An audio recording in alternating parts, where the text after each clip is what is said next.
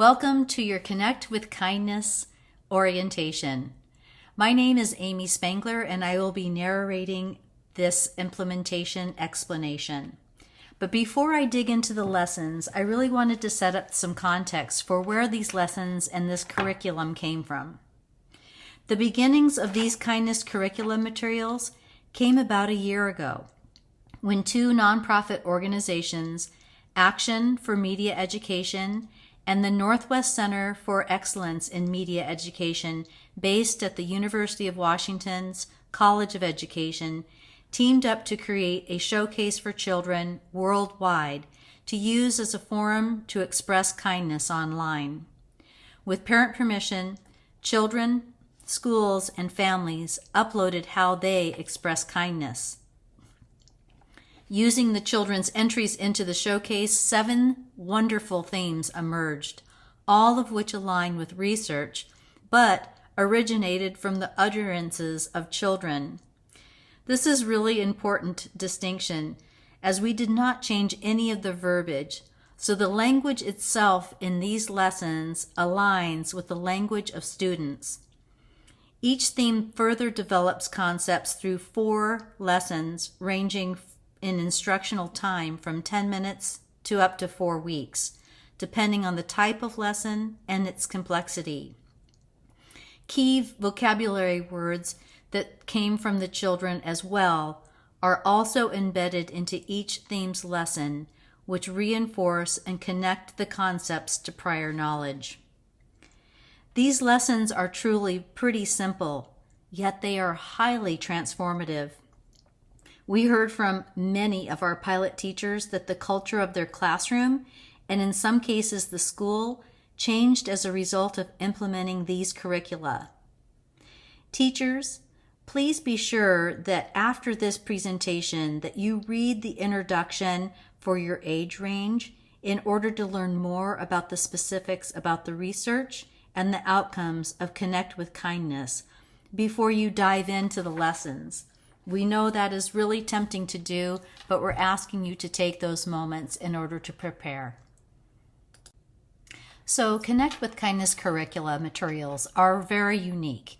And unlike typical social and emotional learning curricula, where concepts are often taught in isolation using a role play or a mock scenario, our Connect with Kindness curricula materials teach concepts of kindness through the acquisition of ideas for how students will express kindness in a real-time situation or project.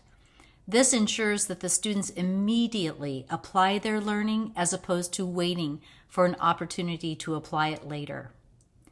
Many SEL curricula are oriented toward preventing unkind behaviors, which is very important, but not the focus of our curricula materials.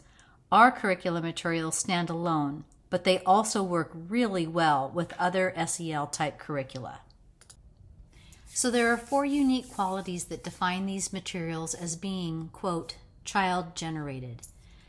The themes, the key concepts and words, the lessons themselves, as well as real examples from children worldwide. Child-generated themes. So 7 themes emerged after analyzing the 1,000+ entries to the showcase, which is on this website that I spoke about earlier. They represent 1,800+ children aged 3 to 18 from 45 countries worldwide. These themes serve as the basis for these curricula. And so here's what emerged as the trends. 1 was cheering up or entertaining others. 2nd was creating objects of beauty through aesthetics and nature. 3rd, creating an atmosphere or symbols of kindness. 4th, contributing to the family or community, taking care of the elderly or sick. 5, taking care of animals and plants and or the environment and earth. 6, honoring and showing respect for kindness exemplars or ancestors or heroes. And last, taking a stand, helping people in crisis. There are several kindness words that children were repeating throughout their postings and throughout their projects that we saw on the website. And those words are reflected in each of the lessons.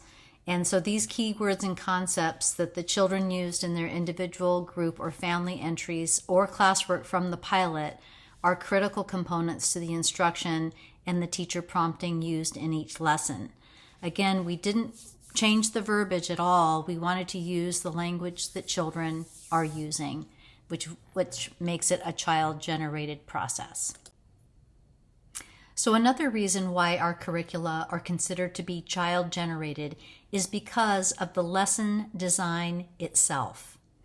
So each lesson can either be implemented using a student-generated lesson idea with specific prompts for the teacher, or a teacher-generated lesson idea, which I'll talk about more later. What's really beautiful about the student-generated lesson is it translates into honoring and respecting all the cultures represented in each classroom. This process leverages students' voices, which leads to a much more equitable learning environment. The last reason why our curricula are considered to be child-generated is because we have examples that we used from the Kindness Showcase as well as classroom work from the pilot. Here's how that looks. Each lesson, with the exception of the mini kindness boost, which is a very short lesson, which I'll talk about later, includes entries from the Kindness Showcase or actual work from lessons completed during the pilot as examples. Now, these examples are amazing because they are from all over the world and they represent multiple nationalities and cultures. So not only is this an authentic and really relevant way to deepen students' learning through peer modeling, but these examples also provide a vital window into other people's cultures and serves as a mirror to the cultures which may be present in the classroom. Our curricula are teacher-friendly for 5 reasons. They are broken down by time segments. There is minimal lesson preparation. We have routinized format and flow, so it's easy. There are hyperlinks and a PowerPoint that go with every theme. And there are student prompts and questions. So the time segments. There are 3 lessons that we call boosts and an immersion for each of the 7 themes. The boosts are designed to do on the fly. We know that educators often have small pockets of minutes, especially before or after a transition, where a productive learning snippet would be very helpful. These lessons work really well in those scenarios. The minimal lesson preparation. We know that educators do not have time to prepare for a short lesson on the fly, which is why this time is usually not filled with learning. The boosts are created so a teacher can easily facilitate all or some of the aspects of the lesson with effective outcomes. So the format, flow, and the student learning examples are another reason why this is such a teacher-friendly curricula. Lesson format and flow. So each lesson uses a consistent format so the educator can easily find examples, the vocabulary, the prompts, lesson ideas, and the reflective learning questions. And the lessons are not connected to each other, which means educators can pop around between the themes and lessons based on the amount of time and interest that they or their students have. The format also assumes that the teacher may want to improvise based on how the students are responding to the prompts. Again, the student learning examples are part of being teacher-friendly as well, because teachers often spend a lot of time searching the internet and other resources in order to find examples for students for lessons, and these are all provided. So all lessons aside from the mini kindness boosts include an inspiring example from another student somewhere in the world. These examples help to motivate students while also providing peer modeling to the class. All examples are very easy to use, either through a hyperlink embedded into the document itself or a really simple PowerPoint slide that can be projected or printed to be shown to students.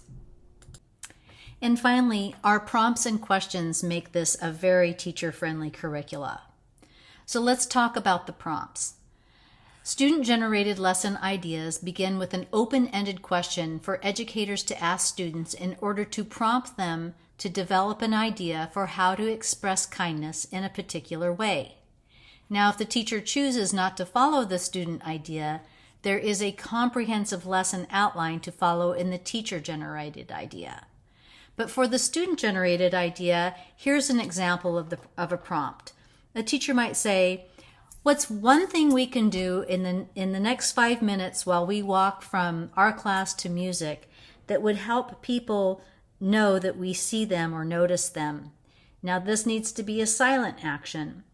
And then the teacher might ask students to turn to each other and come up with ideas that they could do, that they could silently acknowledge other people that they pass in the hallway. The teacher would ask students to share and then select one. Well, let's say that the thing that they select is that they're going to give a silent index finger wave and a smile as a class to each person that they pass in the hallway. The teacher would then have the students practice the silent wave and the smile, and then off they go. And each time the class sees somebody, they would smile at them and give them a silent index finger wave. And then when they got back to the classroom, there would be lots of questions for the teacher to ask in a section that we call Think, Share, and Connect.